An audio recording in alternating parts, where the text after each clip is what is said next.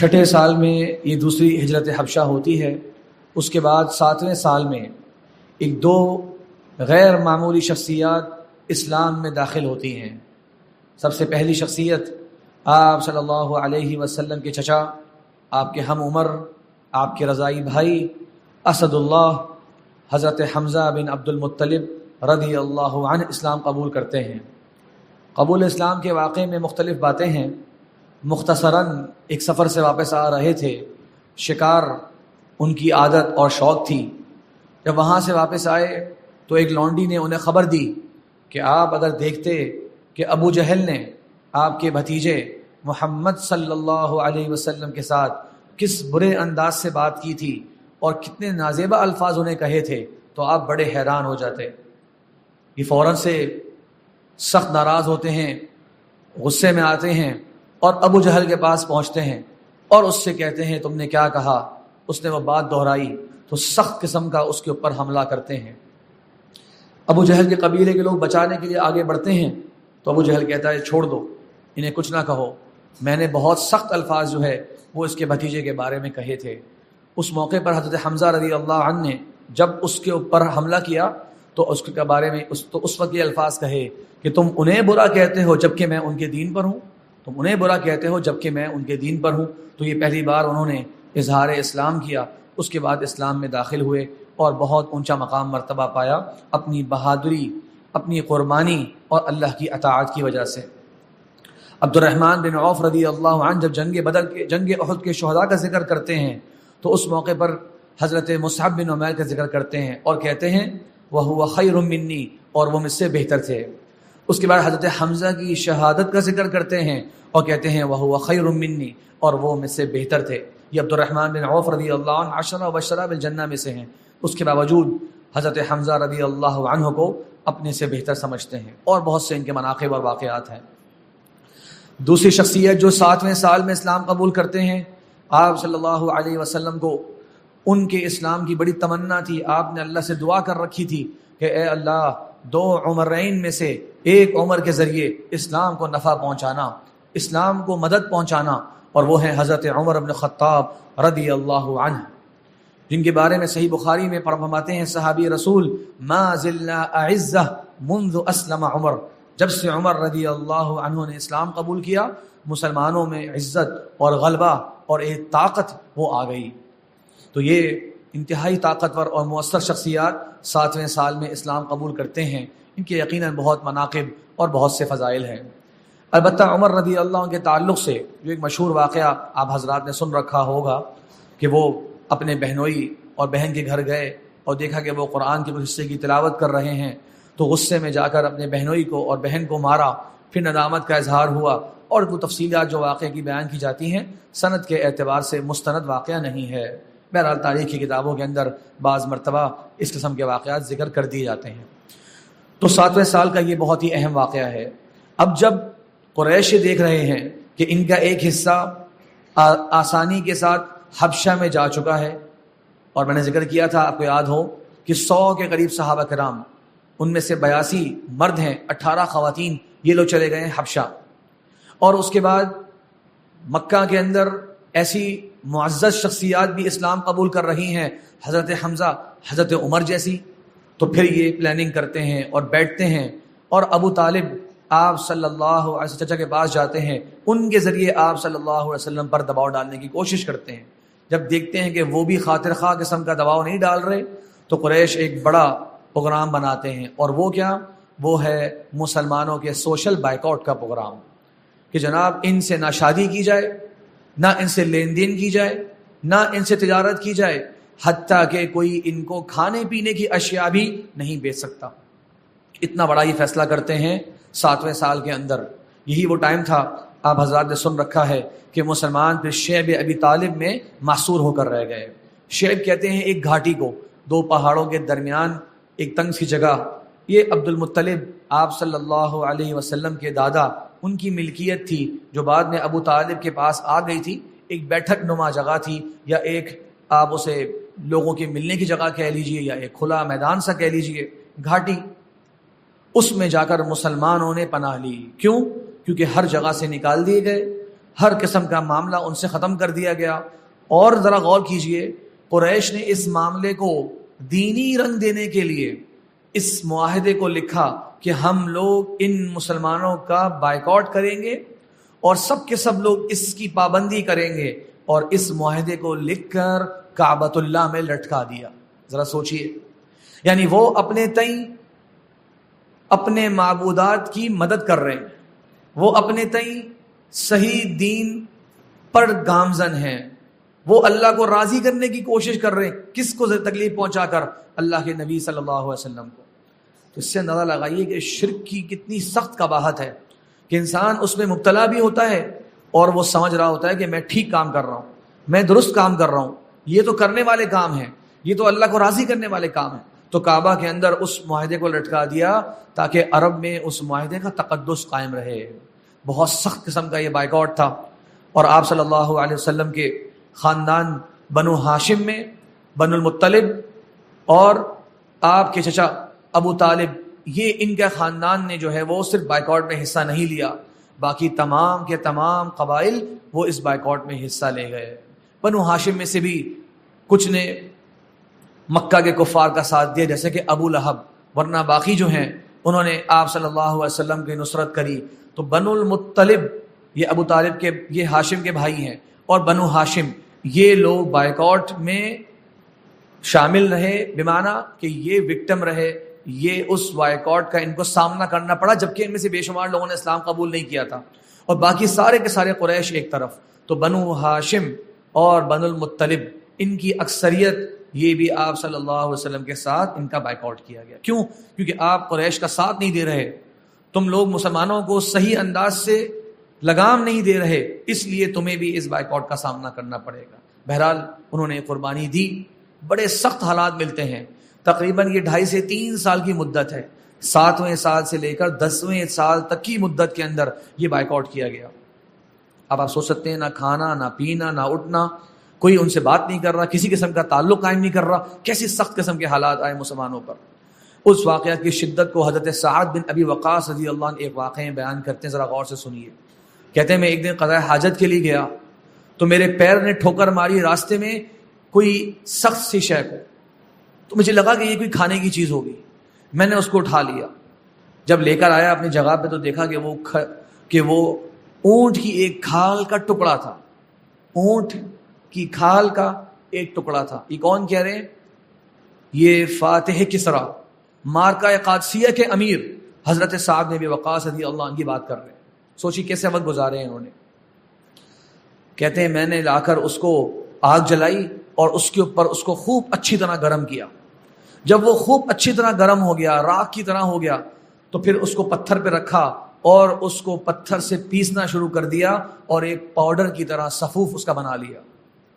پتہ نہیں کب کا چمڑا، اونٹ کی کھال کا چمڑا، اس کو گرم کر کر کے اس کی کھال کو پتھر کے ذریعے پیس کر ایک پاؤڈر بنا لیا۔ کہتے ہیں 3 دن تک میری غذا وہ رہی۔ ذرا سوچیں، اگلے 3 دن تک میں نے اس پہ گزارا کیا۔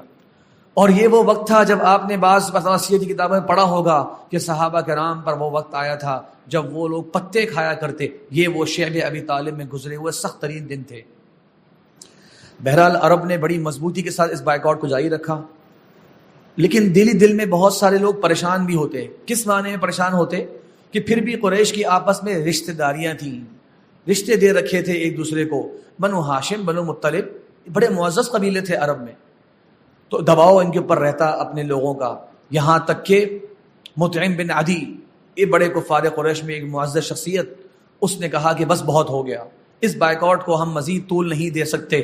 جاتا ہے اور کعبہ میں داخل ہوتا ہے اس مقصد سے کہ جا کے اس بائیکاٹ کو نکالیں گے، اس کے ڈاکومنٹ کو نکالیں گے اور سب کے سامنے میں اس کو پھاڑوں گا اور اس بائیکاٹ کا خاتمہ کریں گے۔ تو جب وہاں پہنچتے ہیں تو دیکھتے ہیں کہ اس بائیکاٹ کے سارے پیپر کو دیمک نے کھا لیا، صرف بسمک اللہم، اے اللہ تیرے نام سے۔ سوچی اس بائیکاٹ کے اوپر بھی بسمک اللہم سے انہوں نے اس کا آغاز کیا ہوا تھا، صرف وہ باقی رہا۔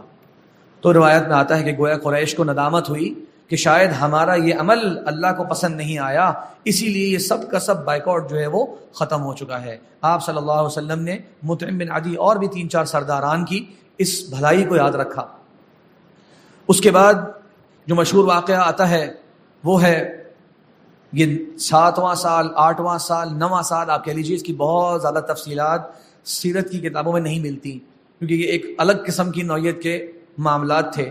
اسی دوران عبداللہ بن عباس رضی اللہ عنہ پیدا ہوئے تھے، حبر الامہ، جو کہ حضرت عباس کے بیٹے تھے، وہ بھی ان میں شامل تھے جن کا بائیک آؤٹ کیا تھا، یعنی کہ آپ صلی اللہ علیہ وسلم کی کلوز فیملی.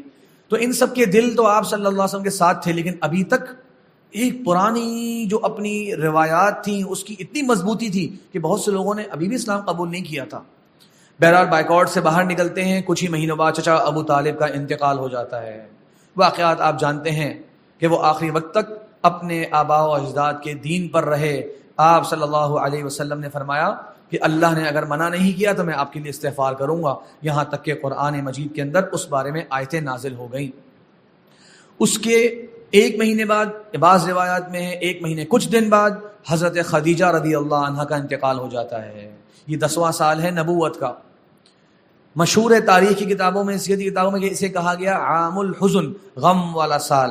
اللہ کے رسول صلی اللہ علیہ وسلم نے اس کو عام الحزن قرار نہیں دیا، البتہ مورخین نے، اہل سیر نے اسے غم والا سال قرار دیا، یہ دیکھتے ہوئے کہ آپ صلی اللہ علیہ وسلم کی 2 بہت بڑی سپورٹس اس سال کے اندر وہ دنیا سے اٹھ گئیں. ایک باہر کے دنیا کے لحاظ سے ابو طالب بہت بڑی سپورٹ تھے، اور گھر کے اندر جو آپ کو ایک ساتھ دینا اور آپ کی ہمت باندھنا، اس میں آپ کی زوجہ مطہرہ حضرت خدیجہ رضی اللہ عنہا بہت بڑی شخصیت تھیں. یہ وہ شخصیت تھی جنہیں اللہ تبارک و تعالیٰ نے سلام عرض کیا. ایک دن جبریل علیہ السلام آئے اور کہا کہ خدیجہ سے کہیے کہ آپ کا رب آپ پر سلام عرض کرتا ہے. کتنا بڑا مقام مرتبہ ہوگا، اللہ تعالیٰ نے ان پر سلام کیا، کتنا بڑا ان کا مقام ہوگا. بہرحال تو یہ 10واں سال آپ صلی اللہ علیہ وسلم کی زندگی کا بہت مشکل سال تھا. اور جیسا کہ میں نے پہلے ذکر کیا تھا خطبات کے اندر، اس سے پہلے تک قریش کی جو تکلیفیں تھیں وہ اکثر زبان سے ہوا کرتی تھیں آپ صلی اللہ علیہ وسلم کے لیے. اب جب چچا ابو طالب کا انتقال ہو گیا، انہوں نے کہا اب تو ہم ہر قسم کی تکلیف ان کو دے سکتے ہیں. کوئی مضبوط شخصیت کی بیک ان کو اب نہیں ملی بھی، اب ہم ان کو تکلیف دے سکتے ہیں. تو وہ تکلیف دہ واقعہ ہوتا ہے. عقبہ بن ابی معیط اور قریش کے لوگ کعبہ کے اندر بیٹھے ہوئے ہیں. آپ صلی اللہ علیہ وسلم کعبہ میں نماز پڑھ رہے ہیں. صحیح بخاری کی حدیث ہے. عقبہ بن ابی معیط، ابو جہل اٹھتا ہے اور کہتا ہے تم میں سے کون جائے گا اور فلاں قبیلے کے لوگوں نے آج اونٹنی قربان کی ہے، اور اس اونٹنی کی جو ذبح کرنے کے بعد جو باقیات ہیں وہ لے کر آئے اور یہ جو نماز پڑھ رہا ہے اس کے اوپر ڈال دے. سوچے کتنا گناہونا قسم کا ان کا کردار آپ صلی اللہ علیہ وسلم کے ساتھ. نماز پڑھ رہے ہیں کعبۃ اللہ کے اندر. عقبہ بن ابی معیط بدبخت اٹھتا ہے اور کہتا ہے میں یہ کام کروں گا. جاتا ہے، وہ گندگی لے کر آتا ہے، پیارے رسول صلی اللہ علیہ وسلم سجدے میں گئے، آپ کے اوپر ڈال دیتا ہے. عبداللہ بن مسعود رضی اللہ عنہ یہ منظر دیکھ رہے ہیں. نوجوان صحابی تھے لیکن بنو حذیل قبیلے کے تھے، جو کہ عرب کے معاشرے میں نسبتاً چھوٹا قبیلہ تھا. تو جانتے تھے اگر میں نے کچھ کیا تو میرے پورے قبیلے کی شامت آئے گی، میرے گھر والوں کی شامت آئے گی، چھوڑیں گے نہیں کہ کیسے اس چھوٹے قبیلے والے شخص نے ہمارے معاملے میں دخل اندازی کری. فوراً سے اللہ کے نبی صلی اللہ علیہ وسلم کے گھر جاتے ہیں. حضرت فاطمہ رضی اللہ عنہا چھوٹی سی بچی اس زمانے میں، انہیں خبر دیتے ہیں جلدی سے آئیے دیکھیے کیا ہو رہا ہے. حضرت فاطمہ رضی اللہ عنہا آتی ہیں، دیکھتی ہیں کہ والد اس حالت میں سجدہ لمبا ہو گیا اور یہ لوگ لوٹ پوٹ رہے ہیں، ہنس رہے ہیں. آ کر ان کے سامنے کھڑے ہو کے ان کو برے الفاظ کہتی ہیں، اپنے والد کا دفاع کرتی ہیں جو کر سکتی ہیں اس موقع پر، اور آ کر آپ صلی اللہ علیہ وسلم کی کمر مبارک سے اس گندگی کو ہٹاتی ہیں اور آپ کی آنکھوں سے آنسو جاری ہیں. آپ صلی اللہ علیہ وسلم کی نماز مکمل ہوتی ہے اور آپ صلی اللہ علیہ وسلم اپنے ہاتھ اٹھاتے ہیں، اللہم علیک بقریش، اللہم علیک بقریش، اللہم علیک بقریش. اے اللہ تو نمٹ لے ان قریشیوں سے، اے اللہ تو نمٹ لے ان قریشیوں سے. پھر آپ صلی اللہ علیہ وسلم نے ایک ایک کے نام لی، اللہم علیک بابی جہل، اللہم علیک بعقبہ، اللہم علیک بعتبہ، شیبہ، ولید، امیہ بن خلف. ان 7 شیطانوں کے نام اللہ کے نبی صلی اللہ علیہ وسلم نے لیے. حدیث میں آتا ہے کہ ان سب کو جیسے سانپ سونپ گیا، ان سب کی جیسے جان نکل گئی، کیونکہ وہ لوگ جانتے تھے، ایک عقیدہ تھا کہ کعبہ کے اندر کوئی شخص اگر بد دعا دے دے اور وہ مظلوم ہو تو وہ بد دعا قبول ہو جاتی ہے. تو بڑے ڈرتے تھے اس چیز سے. اس موقع پر انہیں اپنی شیطانی سوار تھی، خیال نہیں رہا. جب اللہ کے رسول نے یہ دعا دی، بددعا دی، تو سب کی حالت خراب ہو گئی. عبداللہ بن مسعود رضی اللہ عنہ فرماتے ہیں کہ میں نے جنگ بدر، جو اسلام کا، مسلمانوں کا کفر کے ساتھ پہلا مارکا تھا، ان سب کے سب کو اوندھے منہ پڑے دیکھا. اللہ کے نبی صلی اللہ علیہ وسلم نے جس کا نام لے کے بددعا دی، اللہ تعالیٰ نے ان سب کو اس پہلے ہی مارکے کے اندر ہلاک کر دیا. لیکن یہ سمجھنے کی ایک اور بات بھی ہے، پہلا مارکا کب ہوا؟ مدینہ منورہ جانے کے 2 سال بعد. یہ کون سا سال ہے؟ 10واں سال. دعا کی قبولیت میں بھی 5 سال لگے ہیں. 5 سال بعد اللہ تعالیٰ نے ان سے کا انتقام لیا. دعا انسان کرے، اس کا وقت اللہ تعالیٰ جانتا ہے. ظالموں پر بھی انسان جو ہے بد دعا کرے، بس جلدی نہ کرے کہ آج ہم نے الفاظ کہہ دیے تو کل ہی وہ دعا قبول ہوگی تو ٹھیک ہے، ورنہ وہ دعا قبول نہیں ہوئی. نہیں، صحیح بات کی بھی دعا کرے، اور جو ظالم ہیں ان کے لیے بھی بد دعا کرے. اللہ تبارک و تعالیٰ جانتا ہے کب اس کے پوری قبولیت کا وقت آتا ہے. خیر، آپ صلی اللہ علیہ وسلم کے یہ مشکل ترین ایام اس طرح تھے، یہاں تک کہ آپ صلی اللہ علیہ وسلم نے فیصلہ کیا کہ اب اس جگہ سے نکلنا پڑے گا. یہاں کے لوگوں کی تو طغیانی بہت بڑھ گئی ہے، کوئی اور آپشن تلاش کرتے ہیں. یہ آپ صلی اللہ علیہ وسلم زندگی سے سیکھنے کا ایک سبق ہے کہ ایک طرف وہاں پر بھی کام کرنا ہے، حبشہ کے اندر ایک اور بھی اپنا مرکز بنانا ہے. ایک جگہ پہ اگر کام نہیں ہو رہا تو اب کسی اور جگہ منتقل ہو کر وہاں کام کرنے کی کوشش کرنی ہے. آپ کے ذہن میں خیال آیا طائف کا وہ علاقہ ہے جہاں میں نے بچپن گزارا ہے، بنو سعد کے لوگ مجھے جانتے ہیں، وہاں کے لوگ میرے بارے میں اچھی رائے رکھتے ہوں گے، چلو وہاں چلتا ہوں، شاید ان کے لوگوں کا اچھا جواب ہو. واقعہ لمبا ہے، مختصراً اشارہ کر دیتا ہوں. طائف کے سفر میں آپ گئے ایک اور آپشن کی تلاش میں. اللہ کے دین کا کام تو کرنا ہے، توحید تو پھیلانی ہے. 10 سال یہاں ہو چکے ہیں، بہت بڑی تعداد اسلام لے کر نہیں آئی اب تک. وہاں جاتے ہیں زید بن حارثہ کے ساتھ. معلوم ہوا کہ وہاں پر 3 بھائیوں کی حکومت ہے، عبد علیل اور مسعود اور حبیب، یہ 3 بھائی ہیں. ان کے سامنے اللہ کا پیغام پیش کیا، دین اسلام کی دعوت پیش کری. وہ آگے سے ہنسنا شروع ہو گئے، آگے کہنے لگے لولا انزل هذا القرآن على رجل من القريتين عظیم. یہ قرآن نازل اگر ہونا تھا تو آپ پر کیوں نازل ہوا؟ کیوں قرآن نازل نہیں ہوا ان 2 بستیوں کے ایک معزز شخصیت پر؟ ان کا اشارہ تھا عروہ بن مسعود الثقفی، جس کی مکہ میں بھی بڑی رسپیکٹ تھی، طائف کا بھی بڑا معزز شخصیت تھا. تو بھائی اگر قرآن اترنا تھا تو آپ پہ کیوں اترا، اس پہ کیوں نہیں اترا؟ یہ کوئی بات ہے؟ اللہ نے فرمایا اہم یقسمون رحمت ربک، کیا اللہ کی رحمت کی تقسیم ان کے ہاتھ میں ہے؟ یہ ذمہ دار ہے کہ جو چاہے اللہ تعالیٰ کے فیصلے یہ فیصلہ کریں. بہرحال انہوں نے انکار کیا. آپ صلی اللہ علیہ وسلم نے وقت مانگا کہ اتنا وقت دے دو میں یہاں پر اپنی دعوت پھیلا دوں، کیا اللہ کے کوئی بندے کے دل میں میرا پیغام اتر جائے. انہوں نے منع کر دیا اور ٹائم دے دیا کہ اس وقت سے آپ نے نکل جانا ہے یہاں سے. جب وہ نکلے تو دائیں بائیں طائف کے اوباش لوگوں کو کھڑا کر دیا کہ انہیں سخت برے الفاظ کہو اور سخت انداز سے ان کو تکلیف پہنچاؤ. یہ وہ وقت تھا جب پیارے رسول صلی اللہ علیہ وسلم نے اللہ کے دین کی دعوت کی خاطر پتھر کھائے. ذرا سوچئے، حضرت عائشہ رضی اللہ عنہا جنگ احد کی سختیوں کو دیکھتی ہیں، اللہ کے نبی سے سوال کرتی ہیں کہ اے اللہ کے نبی صلی اللہ علیہ وسلم، کیا کبھی آپ پر احد سے سخت وقت بھی آیا ہے؟ آپ کا سر مبارک پھٹ گیا، آپ کا دانت مبارک شہید ہو گیا، آپ کی اتنے سارے صحابہ کرام شہید ہو گئے، یا رسول اللہ کبھی احد سے سخت دن دیکھا آپ نے؟ اللہ کے نبی صلی اللہ علیہ وسلم کو 6 سال پرانا وہ واقعہ آتا ہے. کہا ہاں عائشہ، جب وہ وقت جب تمہاری قوم کے لوگوں نے طائف کے اندر ہمارے ساتھ کیا کیا تھا وہ اس سے بھی سخت وقت تھا.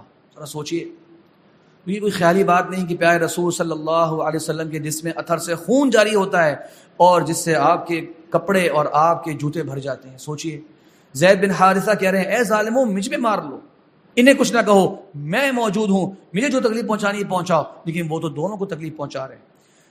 یہاں تک کہ صحیح بخاری کے الفاظ ہیں کہ فرمایا پیارے رسول صلی اللہ علیہ وسلم نے مجھے ہوش تب آیا جب میں ایک اور مقام پر پہنچا، وہاں پہنچ کر ہوش آیا. مطلب ایسی کیفیت ہو گئی تھی کہ بالکل بے ہوشی والی کیفیت. اور آپ جانتے ہیں اس موقع پر جبریل علیہ السلام آئے، آپ کے ساتھ پہاڑوں کا فرشتہ موجود ہے. کہا کہ یہ آپ پر سلام کر رہے ہیں اور آپ سے کچھ گزارش کرنے آئے ہیں. گزارش کیا کرنے آئے ہیں؟ کہ اے اللہ کے رسول صلی اللہ علیہ وسلم، آپ کے رب نے دیکھا کہ کیا کیا ہے اس قوم نے آپ کے ساتھ، آپ مجھے حکم دیجئے ان شئت اطبقت علیہم الاخشبین، آپ کہیں تو یہ 2 بڑے پہاڑ جس کے درمیان میں پورا کا پورا طائف شہر آتا ہے، یہ پورے کے پورے پہاڑ میں ملا دوں۔ ایک فرشتے کی طاقت کا اندازہ لگائیے آپ، دنیا کی ساری کرین سب کچھ جمع کر لیں ہم، کوئی پہاڑ کو ہلانے پر اپنی جگہ سے قادر ہے؟ جبکہ ہم جانتے ہیں کہ پہاڑوں کی تو جڑیں زمین کے اندر کتنی گہری ہو چکی ہیں، اور اس فرشتے کو اللہ نے ایسی طاقت دے رکھی ہے کہ وہ جیسے دو ہاتھ میں اور آپ ملاتے ہیں اس طرح کہہ رہا ہے کہ یا اللہ کے رسول آپ حکم دے تو میں دونوں پہاڑوں کو ایسے ملا دوں۔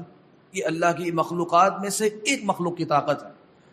اور پیارے رسول صلی اللہ علیہ وسلم جانتے تھے کہ یہاں پہ کسی نے اسلام قبول نہیں کیا، یہاں کے لوگوں نے کیا رویہ رکھا ہے، یہاں کے بادشاہوں نے کیا رویہ رکھا ہے، سب کچھ جانتے تھے۔ آپ نے کہا جب میرے رب نے میرے پاس ہی یہ فیصلہ دیا ہے تو میں اس بات کا حکم نہیں دوں گا۔ کیا خبر اللہ تبارک و تعالی ان کی اولادوں میں سے ایسے لوگ پیدا کر دے، انہوں نے دعوت قبول نہیں کری، ان کی اولاد میں ایسے لوگ آ جائیں جو اس دین کا علم بلند کرنے والے ہوں، اس دین کے پیغام کو قبول کرنے والے ہوں۔ اور سبحان اللہ، اللہ کے نبی صلی اللہ علیہ وسلم کی جو تمنا تھی اور جو دعوت تھی وہ اللہ نے کیسی قبول فرمائی کہ یہ ثقیف قبیلہ بعد میں اسلام لے آتا ہے۔ اور میں اکثر یہ بات کہتا ہوں کہ اہل پاکستان پر بھی اللہ کے نبی صلی اللہ علیہ وسلم کی اس تمنا اور دعا کے اثرات پہنچے ہیں کہ محمد بن قاسم الثقفی یہیں کے رہنے والے لوگوں کی اولاد میں سے جو کہ تابعین کے درجے میں ہیں، محمد بن قاسم، وہ یہاں پر آتے ہیں اور اسلام کا پیغام یہاں پر لے کر آتے ہیں۔ تو اللہ کے رسول نے جو کہا تھا کہ شاید ان کی اولاد میں سے ایسے لوگ آئیں جو دین اسلام کے پیغام کو قبول کرنے والے ہوں، واقعی انہوں نے قبول بھی کیا۔ اور میں نے کہا کہ پیارے رسول صلی اللہ علیہ وسلم کی جو تمنا تھی اور جو آپ کی دعا تھی اس کی برکت، اس کے اثرات اہل سندھ پر بھی پہنچے، اور یہاں پر یہ لوگ ثقیف کے رہنے والے یہ نوجوان یہاں پر پہلی مرتبہ اسلام کو لے کر آتے ہیں۔ اس کے بعد کس طرح سے آپ صلی اللہ علیہ وسلم طائف سے اترتے ہیں۔ اب مکہ والوں نے فیصلہ کر لیا کہ اب ان کو دوبارہ سے واپس آنے کا کوئی امکان نہیں، اب چلے گئے ہیں یہ، اب ان کو مکہ میں واپسی آنے نہیں دینا۔ تو اس کے بعد کس طرح سے پھر آپ صلی اللہ علیہ وسلم مکہ مکرمہ میں آئے اور اس کے بعد ہجرت تک کے انشاءاللہ حالات اللہ نے موقع دیا تو آئندہ جمعے میں انشاءاللہ عرض کریں گے۔ اقول قولی ھذا واستغفر اللہ لی ولکم ولسائر المسلمین من کل ذنب وخطیئہ انہ هو الغفور الرحیم۔